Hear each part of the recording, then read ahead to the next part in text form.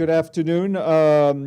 In a very short while, we will be joined by the resident and humanitarian coordinator for Libya, Georgette Gagnon, who is joining us virtually from Tripoli to brief you, obviously, on the humanitarian situation there. A couple of notes to share with you. This morning, the Secretary General spoke at the opening of the Sustainable Development Goals Summit.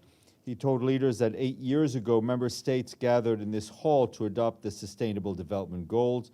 With the world watching, he said they made a solemn promise to build a world of health, progress, and opportunity for all, adding that the SDGs aren't just a list of goals.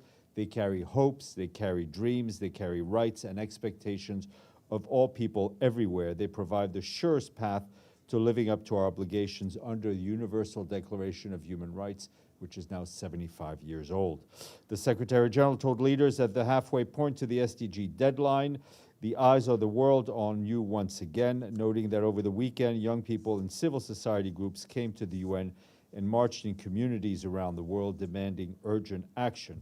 Now is the time to prove you're listening, he told them. And as you know, first of all, tomorrow we have the official opening of the high-level segment of the General Assembly. The Secretary General will speak around 9 a.m. I think the list of speaker, as it stands, has been shared with you. We will have a background briefing at 3 p.m. in this room on the Secretary General's remarks. And on Wednesday, the Climate Ambition Summit is being convened by the Secretary General. That will take place at 10 a.m. Conference Room 4. The summit this year sets a high bar for participation. It will showcase leaders who are first movers and doers from governments, business, finance, and local authorities, and civil society who have credible actions, policies, and plans to keep the 1.5-degree goal of the Paris Agreement alive. At last count, 112 countries, or about 100 non-state entities, have formally responded to the Secretary General's invitation for countries to demonstrate ambitious and credible policies and plans.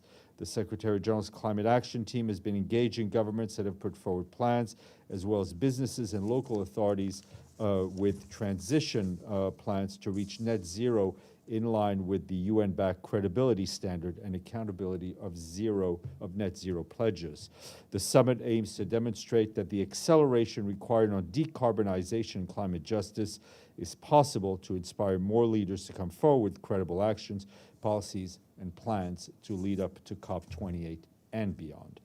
The Secretary General noted on social media today that it marks 2 years since girls were banned from attending high schools in Afghanistan. He said that this unjustifiable violation of human rights that inflicts long-lasting damage on an entire country. The Secretary General stressed that girls belong in schools. Let them back in, he said. Turning to Sudan, the Office for the Coordination of Humanitarian Affairs says that intense clashes in the capital Khartoum over the weekend resulted in civilian casualties. Our humanitarian partners also tell us that renewed clashes in South Darfur have displaced many people in the city of Nyala. People continue to be displaced, with more than 5.1 million having fled their homes since mid-April, 4.1 million people within Sudan, and more than 1 million were forced to seek refuge outside of the country. The newly displaced families are arriving in areas that are already facing challenges due to existing crises, with basic services being overstretched. According to our partners, since the beginning of the current conflict, at least 435 children have reportedly been killed, and a further 500 have died from hunger, although the true toll is likely to be much higher.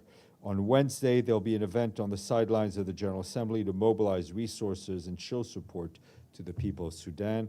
The $2.6 billion humanitarian response plan for Sudan, which seeks to help 18 million people, is just over 25% funded. And today is the International Equal Pay Day. Achieving equal pay is an important milestone for human rights and gender equality. It takes the efforts of an entire world community, and more work remains to be done.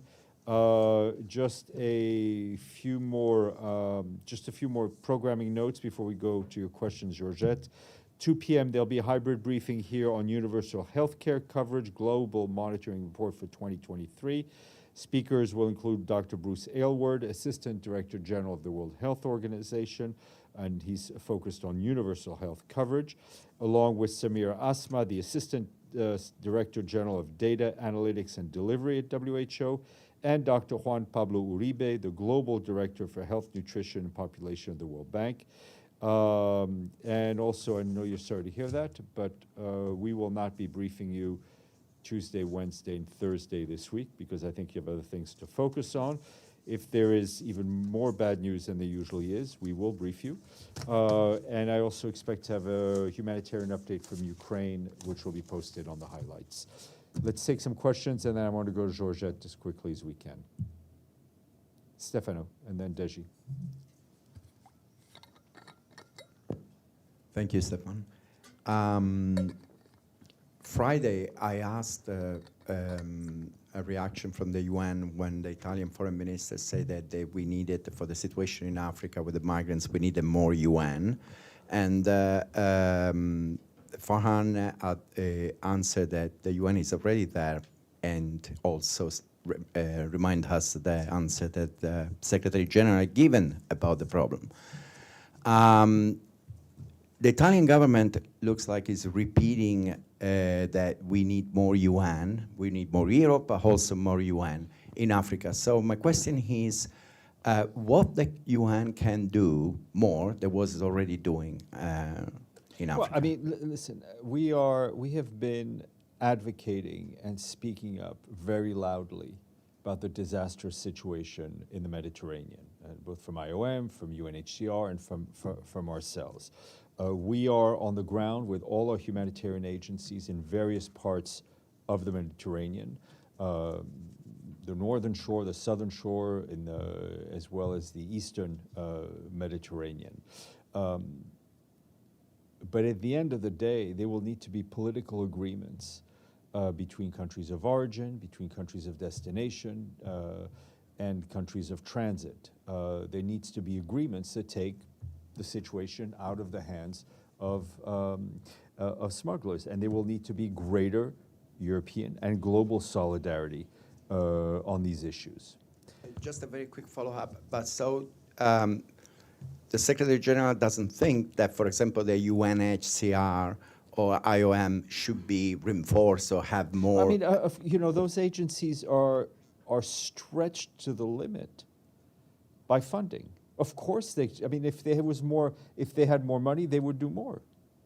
And all our humanitarian operations are stretched to the breaking point. I mean, just on Sudan, 25% of their needs are being financed, right? How many times have I been here saying that WFP is cutting back rations because of lack of money? It all comes down to a lack of resources, not a lack of will. Deji. Yeah, two quick questions. First, on the speaker list of the general debate, there would be the heads of states of Sudan, Niger, and Gabon. Just want to know, is the Secretariat understanding who is going here, and will the Secretary General meet with them? We will, obviously, the Secretary General's bilaterals are announced the day before. They're a work in progress. We get informed by permanent missions who will represent them, and you know that it is up to member states to challenge the credentials of any delegation or speaker. My second question, does the UN has anything to say about the swap deal that happened between Iran and I mean, we've just seen it. USA? I mean, obviously, we very much hope that it leads to greater cooperation and a lessening of tensions. Mr. Klein. Yes, Hamas has threatened another Hamas. has threatened another intifada against Israel in the last few days. I know the Secretary General said last week that legitimate resistance should be on the model of Gandhi, nonviolent resistance. What is the Secretary General's comment on Hamas's latest threat of Well, I mean, violence? we're not going to start. I mean, the Secretary General's position on the situation, the conflict between Israel and Palestine, I think has been oft repeated, and you heard for yourself what he said. We obviously do not want a situation that flares up again. We do not want to see a situation where civilians pay the brunt of the violence. We are looking for dialogue and appeasement of tensions. Yes, sir. Has the Secretary General spoken with any of the delinquent leaders of the Security Council, and what does he make of the decision? What do you mean by delinquent leaders? The leaders that have decided not to attend. Okay. Just, you know, if my son doesn't show up at school, he's a delinquent, but I'm not sure I would use the same terminology. However, I will answer your question. First of all, I think it's important to say that it's not as if chairs will be empty, right? There will be someone behind the chair of, I mean, we talk about the Security Council, of every permanent member, right? Each country decides on who they send to represent. There obviously we're fully aware that there are competing demands on heads of states, domestic demands. So we're not taking it personally, shall we say? Okay. 1 second, Stéphane. Yes, ma'am. Go ahead. Hi. A question on Cyprus, please. Later this week, the Secretary General is going to have separate meetings with President Christodoulidis and the Turkish Cypriot leader. And I was wondering whether he intends to invite him in a trilateral meeting to see the way forward and to discuss with them about possible appointment of an UN envoy. I think we'll have to wait and see a little bit on that. Stéphane, a very quick question, then we're going to go to Georgette. Very quick on Niger. Is the Secretary General worried that the situation could escalate between France and the military coup there because they've been taking hostage? I mean, our focus is on the people of Niger and our concern of the deteriorating situation, humanitarian and otherwise, for the people in Niger. On that note, Georgette, sorry, one last question, then we'll go to you. Yes, please.